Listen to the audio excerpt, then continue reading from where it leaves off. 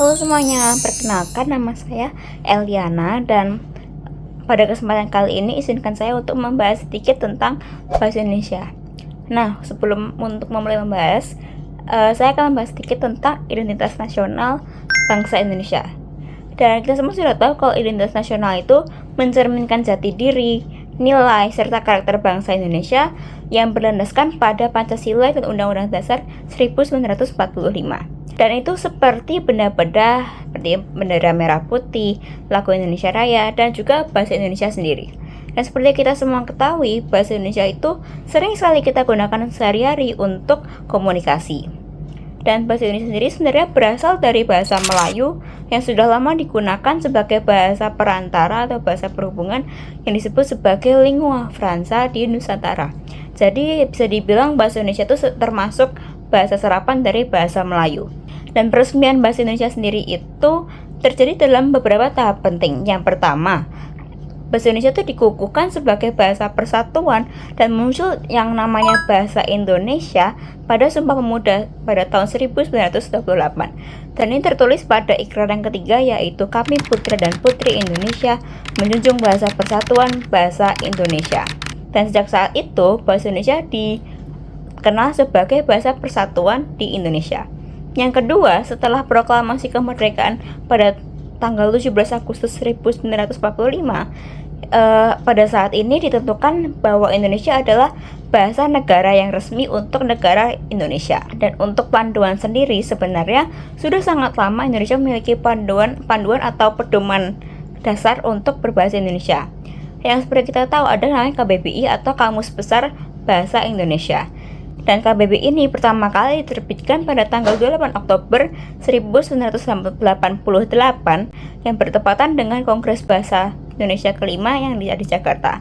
Ini membuktikan bahwa sudah sejak lama sekali bahwa Indonesia itu sudah menggunakan pedoman yang dasar dan sudah memiliki tatanan bahasa yang tetap sejak pada tahun 1998 ini. Jadi sudah sangat lama sekali kita memiliki pedoman dasar untuk berbahasa Indonesia. Dan bahkan sampai sekarang kita masih menggunakan KBBI. Jika untuk membicarakan soal perubahan bahasa, sebenarnya bahasa Indonesia pada zaman dulu sempat mengalami namanya perubahan bahasa, atau lebih tepatnya adalah perubahan ejaan. Ini dinamakan peralihan dari ejaan lama menjadi ejaan baru.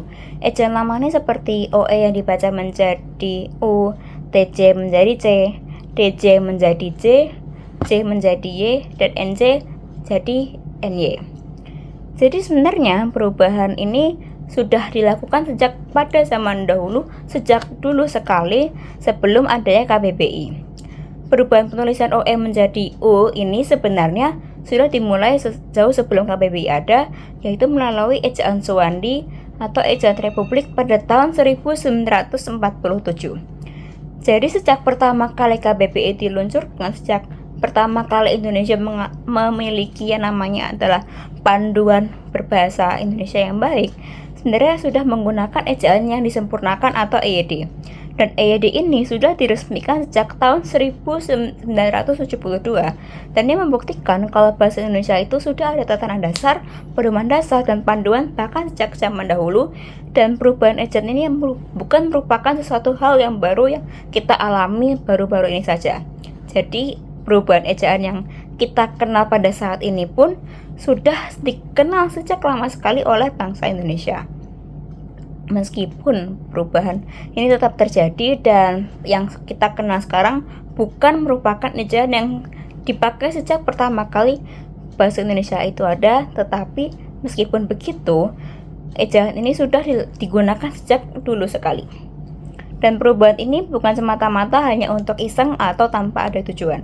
Ejaan lama seperti OE yang dibaca menjadi U ini atau banyak contoh lainnya ini dianggap kurang efisien karena menggunakan dua huruf untuk satu bunyi vokal saja. Dan maka dari itu dilakukan penyederhanaan, penyesuaian dengan fonologi Indonesia dan untuk tujuan diplomatik supaya tidak terlalu rumit dan lebih praktis. Jika membahas perubahan yang terjadi di masa kini, sebenarnya bahasa Indonesia mengalami yang namanya perubahan di bahasa Indonesia.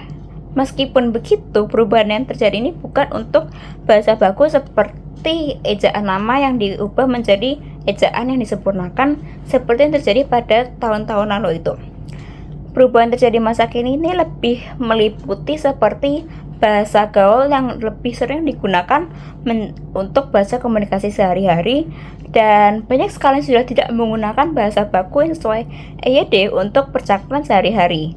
Banyak sekali yang lebih memilih untuk menggunakan bahasa gaul atau bahasa tidak baku untuk percakapan sehari-hari. Bahkan data menunjukkan bahwa sedikit sekali yang menggunakan bahasa baku untuk percakapan mereka dalam komunikasi sehari-hari. Perubahan bahasa ini seperti penggunaan dari saya, Anda menjadi aku, kamu, atau lo, gue di kehidupan sehari-hari. Kemudian juga banyak sekali kosakata yang sering digunakan oleh masyarakat Indonesia untuk percakapan sehari-hari ini sebenarnya berasal dari bahasa baku yang kemudian dimodifikasi sedikit untuk menjadi kosakata yang tidak baku. Seperti tidak menjadi enggak, saja menjadi aja, begitu, gitu, capai, capek, benar, benar, karena, sudah, udah, dan masih banyak lainnya. Dan tidak jarang juga banyak sekali kesalahpahaman atau mungkin bahkan tidak tahu tentang kata-kata baku, seperti penulisan risiko, paham, faham, napas, nafas, hembus, embus, handal, andal, apotik, bus, bis, dan masih banyak sekali yang mungkin mengalami kesulitan atau kebingungan atau bahkan tidak tahu untuk menentukan mana kata yang baku, mana yang tidak. Dan banyak sekali bahkan yang menggunakan bahasa asing di kehidupan sehari-hari untuk komunikasi sehari-hari karena merasa mereka lebih nyaman untuk menggunakan bahasa asing ini. Dan pertanyaannya, apakah wajib bagi semua warga Indonesia untuk menggunakan bahasa Indonesia yang baku dalam sehari-hari dan untuk melarang menggunakan bahasa gaul, menggunakan bahasa asing dalam kehidupan sehari-hari? Jawabannya menurut saya sebenarnya tidak wajib. Tidak ada salahnya menggunakan yang bahasa tidak baku, menggunakan bahasa asing, karena mungkin bagi kebanyakan orang menggunakan bahasa yang tidak baku dan menggunakan bahasa asing ini terkesan lebih santai atau mereka lebih nyaman jika mengekspresikan diri mereka menggunakan bahasa ini. Jadi tidak ada salahnya untuk menggunakan bahasa baku atau bahasa asing atau bahasa tidak baku menurut preferensi masing-masing, selama penggunaannya tepat. Tetapi dengan kebiasaan menggunakan bahasa tidak baku ini seperti menyebabkan banyak sekali masalah-masalah yang sering kita jumpai dalam sehari-hari. Masalah-masalah berbahasa Indonesia itu meliputi seperti banyak sekali yang menggunakan tata bahasa yang salah, seperti penggunaan imbuhan di untuk tempat dan kata kerja. Banyak sekali yang masih kebingungan atau bahkan tidak tahu atau mungkin menyepelekan tentang penulisan ini. Padahal ini sangat penting untuk kita menuliskan penggunaan imbuhan di ini dengan tepat. Penggunaan imbuhan di banyak sekali yang tidak tahu untuk penggunaan di dan nama tempat itu membutuhkan spasi dan tidak membutuhkan spasi untuk menggunakan kata-kata yang bukan merupakan tempat, seperti di sekolah, dikerjakan.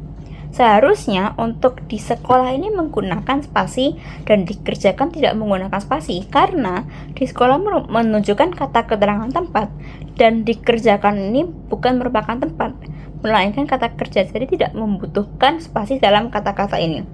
Tetapi banyak sekali yang tidak tahu atau mungkin tahu tapi cenderung menyepelekan untuk penulisan ini karena mereka merasa kalau ini adalah bukan suatu hal yang penting. Banyak juga yang menggunakan penghilangan atau penggunaan imbuhan afiks itu salah, seperti mempengaruhi dan memengaruhi.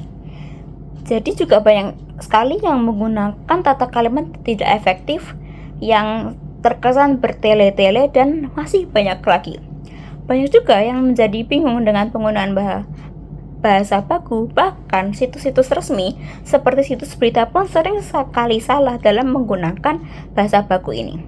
Dan bahkan aplikasi seperti menulis sering sekali dijumpai menyarankan bentuk kata yang salah. Ini menunjukkan kalau pengetahuan warga Indonesia itu sangat minim tentang bahasa baku. Bahkan di situasi formal dan situasi penting sekalipun, mereka cenderung tidak tahu tentang bahasa baku dikarenakan kebiasaan sehari-hari mereka. Jadi pada intinya sebenarnya menggunakan bahasa gaul atau bahasa tidak baku itu sebenarnya tidak masalah. Selama kita menggunakannya masih dalam batas wajar dan kita masih bisa mengetahui tata bahasa yang formal dan bahasa baku, supaya saat situasi formal atau situasi yang membutuhkan kita untuk berbicara dengan bahasa formal, mengetik dengan bahasa formal pun kita tidak akan kebingungan dan kita bisa menggunakannya dengan baik dan lancar. Dan dalam menggunakan bahasa baku sekalipun, kita harus ingat bahwa kita tidak boleh menggunakannya untuk konteks yang negatif dan untuk berlebihan atau bahkan seperti menyulitkan orang lain yang membacanya. Seperti dalam konteks menyingkatkan kalimat, seperti dari tata kalimat kalau boleh jujur saya tidak tahu, yang kemudian digunakan bahasa non formal menjadi kalau boleh jujur aku nggak tahu, disingkat menjadi seperti ini. Ini sangat tidak efektif dan bahkan bisa menyulitkan pembaca. Dan jika dibiasakan, ini akan membawa kebiasaan buruk dalam kita mengetik.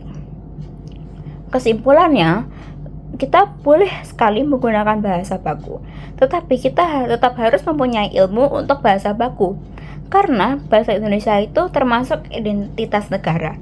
Dan jangan sampai kita malu menggunakan bahasa Indonesia.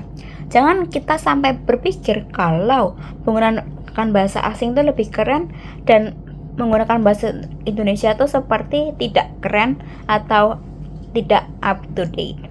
Jadi bijaklah berbahasa, jangan sampai bahasa yang kita tidak baku itu digunakan untuk hal-hal negatif.